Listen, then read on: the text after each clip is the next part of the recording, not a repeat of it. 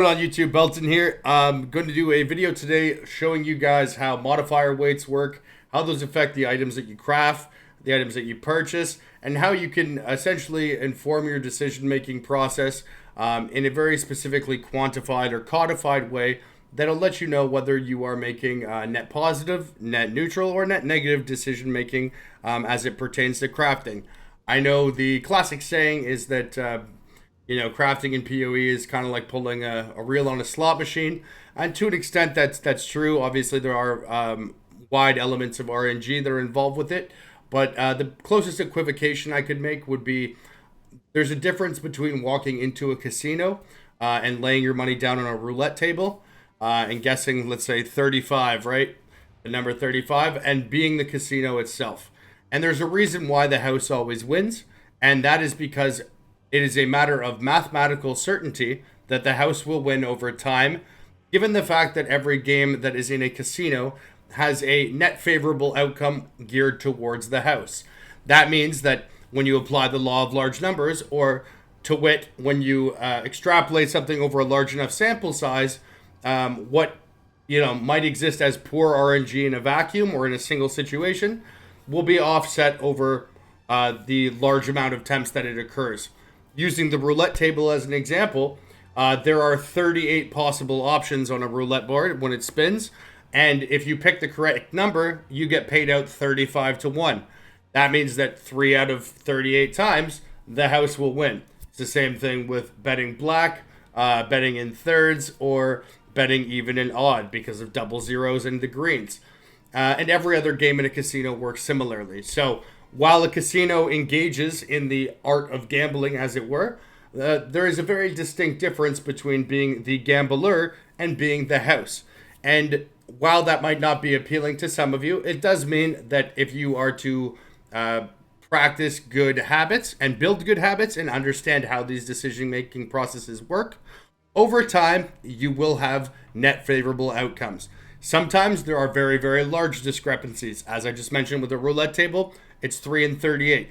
Sometimes with crafting, because crafting is contingent on the market thereafter, right? The three things that you're looking at are your material costs, your probabilities, and your sale price of desired outcome. Right? If you know those three things, you can essentially boil every decision you're making into a matter of math and less so a matter of or a feeling of randomness, RNG, or like you are gambling. Now, of course, in a vacuum, in a small use case scenario, if you're just doing something once, of course, it'll feel like you're either getting lucky or unlucky. There's that classic saying, it's a 50-50, you either hit it or you don't. But speaking just as a matter of patent truth, that is not necessarily the case. Granted, again, this is best applied to a large sample size. However, it doesn't affect the underlying decision-making processes. So if you are interested in improving your crafting or understanding crafting in a deeper sense, then this is absolutely something that you should invest time into understanding. And while it might take you away from the game and killing mobs at first, because it is a little bit confusing, I suppose, and a lot of number crunching and whatnot, it is central to understanding how to maximize your outputs in this game. With that being said, let's jump into it. So every item that you make in Path of Exile has a list of affixes. That's either going to be expressed through your prefixes or your suffixes, and in some case implicits and perhaps enchants, but primarily through prefixes and suffixes.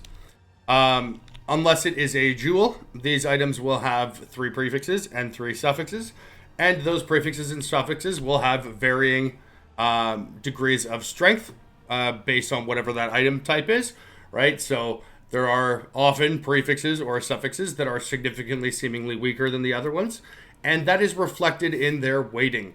If you see a list of total prefixes and total suffixes on a desired item type, so for this example here, I've pulled up a jewel. Now, jewel is actually a caveat to the 6 total affix thing I just said, since they only have 4.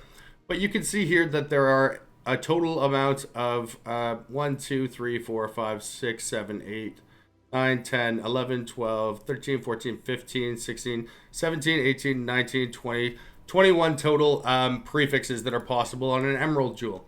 I'm not going to count them all up, but there are ballpark 30, 35 total suffixes, right? If you're to just approach this, all else being equal, and assume that each one of these has an equal chance to land as an outcome, let's say if you're using an augment or a regal, you're going to be operating with bad information, and your outcomes are not going to match your expectations. Now, not only is this bad for business, as it were, shut up, but it is something that you can very easily remedy. Now, this is something that came out fairly recently.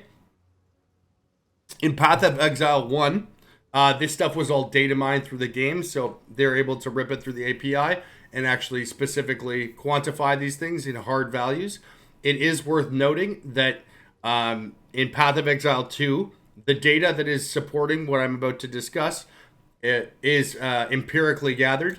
So if you're curious about the specifics, what you're going to want to do is go to craftofexile2.com, or sorry, craftofexile.com, and then if you go in the bottom here, you'll see that Craft of Exile 2, and it'll explain to you how the information was gathered and the stuff underlying it.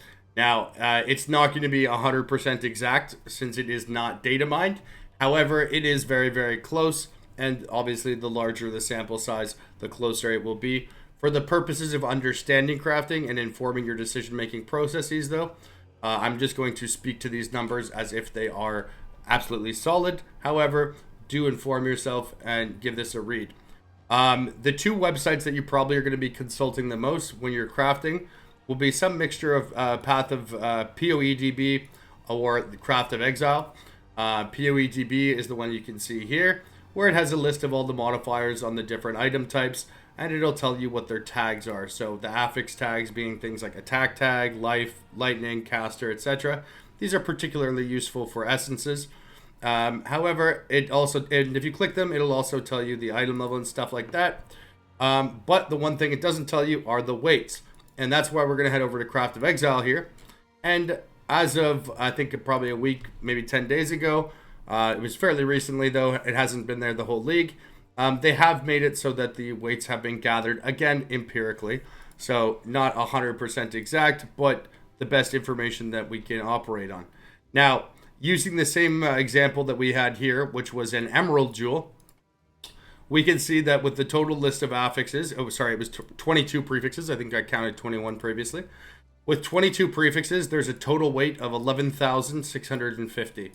So 11,650 divided by 22. That would mean that the average weight of a mod, if they were all weighted equally, right? So if they were equal chance of probability for each one to appear on, let's say, an augment for a prefix, the weight would actually be 530. Now, the reason I picked the Emerald Jewel is because, as you probably know, I've been crafting a good amount of ranger gear. I am quote-unquote playing a ranger myself. You know, we're working on the bow, the quiver. But one of the very strong modifiers that supports using a mirror quiver is this modifier here. Increased bonuses gained from equipped quiver. If you have a magic one similar to this that is corrupted, you can combine that with the Adorn Jewel, which makes your magic jewels that are corrupted have 100% increased effect. So therefore, in this case here, that single prefix would give 30% increased effect from bonuses from the quiver, right? So very, very powerful. As it pertains to playing a Deadeye, the single most important stat that you can have on a jewel by far, right? So if we were to assume that that were just equally weighted, as I said, that would mean that it would have a 530 weight. Now, if we come here and actually take a look, increased bonuses gained from equipped quiver. The weighting is actually 50. 50. So, if you were to assume that they were equally weighted, you'd actually be buying 10.5 times as many jewels or having to do 10.5 times as many crafts because of how low weighted this modifier is. So, even if you are not doing some high-end craft, understanding these weights just on a base level like this to know which ones are rarer. Now, rare does not always equivocate to more expensive or better, but simply that it's rarer. And in this case here, it happens to be both. But that's very important to understand, right? Because it means that while it's also the strongest modifier, if you're going to do any kind of crafting, it makes the most sense to have this modifier on the jewel already, because the likelihood of hitting it, as we can see here, if we put jewel, emerald, we're going to use an augmentation, and there's an open prefix, so that would mean that you had a 1 suffix magic jewel, so you're going to use an augment to try and hit a prefix. It would actually take 233 augments. And since there's no scours or alterations, that means that you would have to use 233 separate jewel bases, which is obviously crazy, especially when you can buy a jewel base for under 1 divine. Sometimes they shift under exalts, but there are dozens of them posted for a single divine, right? Now, that's obviously a far more practical solution there. But it also does mean that if this is the anchoring mod that we want in there, and let's say in this hypothetical scenario, we wanted to get a magic jewel to be perfectly min-maxed for the adorn, we would then take a look at our suffixes, right? And on our suffix side here, we can see that there are 40 total suffixes with a total weight of 13,150. And we could go through here. This obviously applies to every base type and item that you're looking at, but I'm going to use this example because we'll follow through with it with a craft shortly. But looking at this, you can see that the best mods here are going to be attack speed with bows. And going down here, we can find again, movement speed, right? So in that case there, what we're going to do is take a similar setup where we do jewels, emerald, augmentation with an open suffix this time, and then we're going to click these three modifiers that I just mentioned. And by clicking those 3 modifiers, it'll then do the math for us to let us know, hey, that takes only 10 orbs of augmentation on average. So if we were to go to try and get the prefix, it would take us 233, whereas if we go for the suffix, it only takes us 10. Now, as you can probably surmise, this is orders of magnitude difference in terms of your time, cost, etc. And so I think that this really highlights, in a very poignant and sort of simple example, why understanding these weights are such an important thing. Again, it is a lot of numbers, and it's going to take some time to go through, but whatever base type you're looking for, what you're going to want to do, and I'll put these links below the video here. Let's say you're crafting a bow, right? And you have, let's say you have tier 1 physical percentage and tier 1 flat fizz, right? And you want to get tier 1 hybrid fizz accuracy, and you've got 1 open prefix, right? What you can do here is you see that the total weighting is 50,575. So we take that, 50,575. And since the weapon would already have physical, that would block that. So we would subtract 5,675. And then we would subtract flat fizz, which is minus 6,375.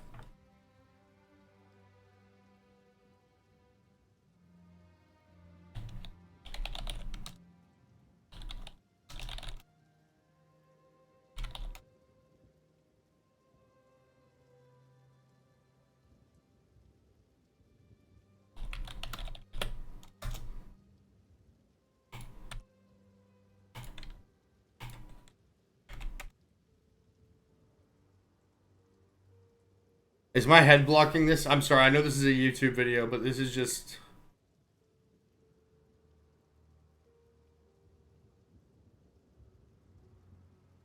Ay caramba.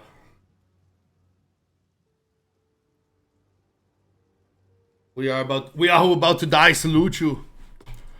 Maybe I'll put on D&D. Sorry for the interruptions there, lads. That's just... Whew. Good lord. Anyways, back to what I was saying.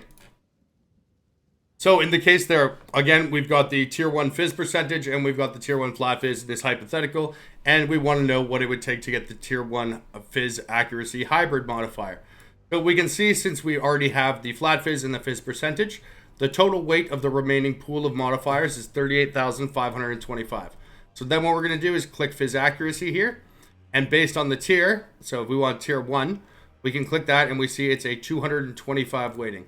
So we would then take this number and we would divide it by 225, And we can see that it would take us 171 attempts on average if we're trying to, let's say, exalt a third prefix, right? Now, the same thing could apply where you can bring it to the second tier here, and that's going to be an inclusive weight as well. So we can see that this is a 525. So instead of taking 171 attempts, it would be divided by 525. Only 73 attempts, right? And that's obviously a very substantial difference. So understanding what your level of risk tolerance is, what your possible outcomes are, and also understanding what your fail scenarios are as well. I could talk on this video for hours and hours. I can see that it's 15 minutes already. I really just wanted to give kind of a brief introduction to how this works. If people want a more nuanced and elaborated on version of this, I can obviously go into more detail. I just wanted to give some quick examples so you could see in a first world scenario or a first-hand scenario how you might use this. But, you know, it'll take some fiddling around to get used to. But these numbers here do inform the decision-making processes that you can make, or they can inform the decision-making. Okay, let me get this together. They can inform the decision-making processes that you could. I'm at a loss for words here. I apologize. Not my day, but I think you catch my drift. If you use these to inform your decision-making, you will have far better outcomes. Not only can you find out what the rarest modifiers are, you can also find out what the chances are for you to, say, finish a craft in that example right there. All right, if I decide to use the exalt here, what are the odds that I'm going to hit something that adds value, for example, right? So if you have one open prefix, right, and you know that that's your best case scenario, but it's a 1 in 171, right? You could say, well, we could also hit, say, tier 1 lightning or tier 1 cold damage, right? And you could then add those values together, and you could find out and give yourself some rough idea. All right, well, if I use one exalt and we have a 1 in 20 chance to add 1,000 exalts of value, that means that the marginal gain from that exalt being 1,000 divided by 20 is plus 50 exalts, and it's only going to cost us one exalt. So on average, that one exalt returns 50 exalts of value, and therefore it is a net positive decision. This is what I was referring to at the beginning when I said you can make far better, far more informed decisions with respect to your crafts. There are tons of ways in which this is more nuanced, and I'm trying to make it as simple as possible. When you start talking about omens and higher end mirror crafts and things like that, there's a ton of different mechanical interactions. There's also a emulator here and a simulator, which are both also very powerful tools. But on the base level, if you're just getting introduced to crafting, or if you're new to Path of Exile as a whole, if you've played PoE 1, I imagine you're probably familiar with this. But if you're new to PoE 2 and you're trying to get your feet wet with crafting, or just itemization in general, because this stuff does apply to drops as well. If you ID an item and you want to know, all right, I got +2 arrow on a magic bow, like, is that, why does that cost 2 divines or whatever by itself? This can maybe help understand that, because it'll let you know how rare things are. And again, don't always equivocate rarity with strength or relative power. Different mods are worth different things on different items. The markets change, people are dynamic, but that's part of the fun of the game. However, getting a fundamental grasp on this stuff will absolutely improve your outcomes, and it is a core part to understanding PoE and how you can turn your craft game from a pull on the slot machine to becoming the house. Because, boys, the house always wins. Be the house. Belton, out. See you soon.